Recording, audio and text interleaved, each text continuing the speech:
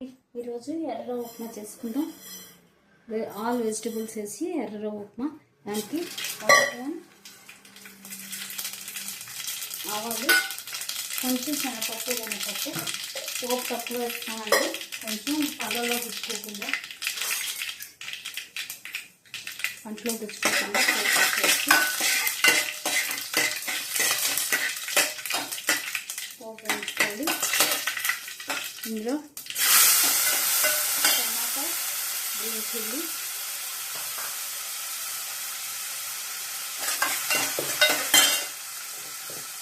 అలాగే కొంచెం ఆనియన్,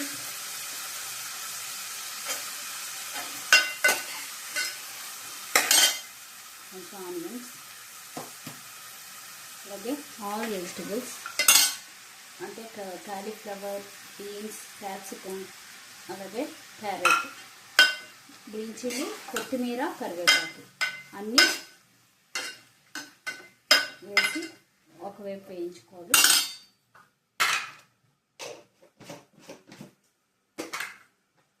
అవి ఒకవైపు వేగాలి.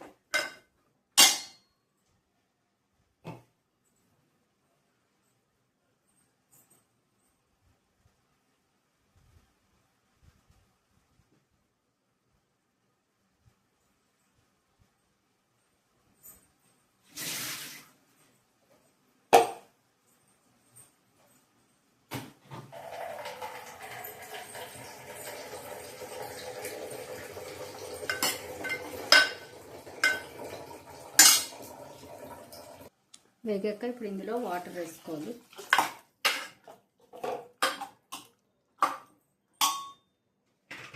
వాటర్ వేసి వెజిటబుల్స్ బాగా మెత్తగా ఉడికే వరకు ఉడికించుకోవాలి.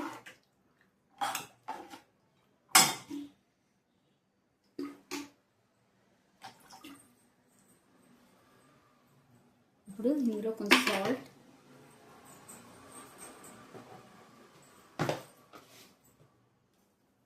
సరిపడా సాల్ట్ వేసుకో.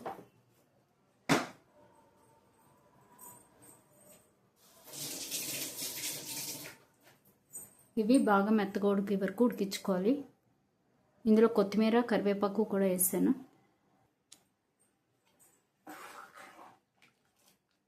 చూసారు కదా, ఇవి ఇలాగా మెత్తగా ఉడకనివ్వాలి మూత పెట్టి.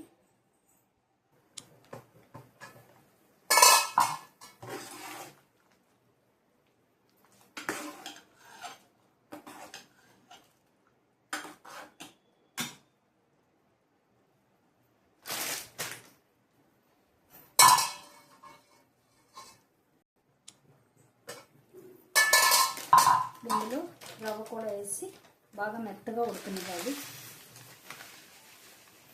ఇది ఎర్ర రవ్వ, బన్సీ రవ్వ కాదు, గోధుమ రవ్వే. కొంచెం బిరుసుగా ఉన్నది. ఇలా ఉంది, చూసారు కదా, ఇంత బిరుసుగా ఉన్నది.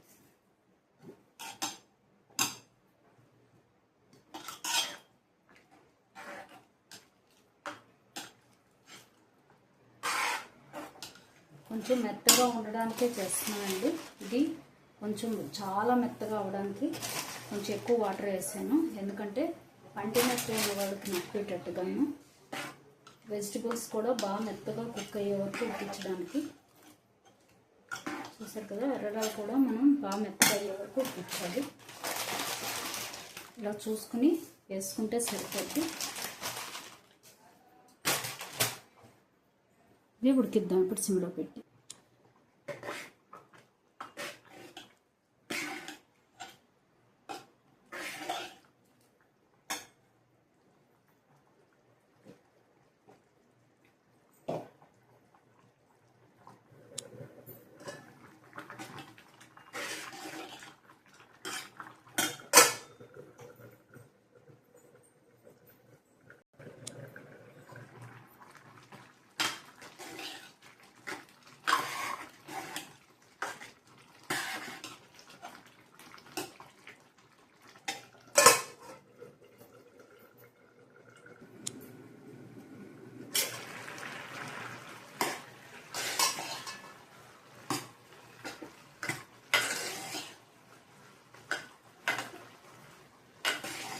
చూసారు కదా, ఇలాగా మెత్తగా ఇంకా మెత్తగా ఉడికించుకోవాలి. అప్పుడు పన్ను పెయిన్ ఉన్న వాళ్ళకి బాగా బాగుంటుంది. ఎంత మెత్తగా ఉడికిస్తే అంత. ఇంతేనండి ఎర్ర ఉప్మా.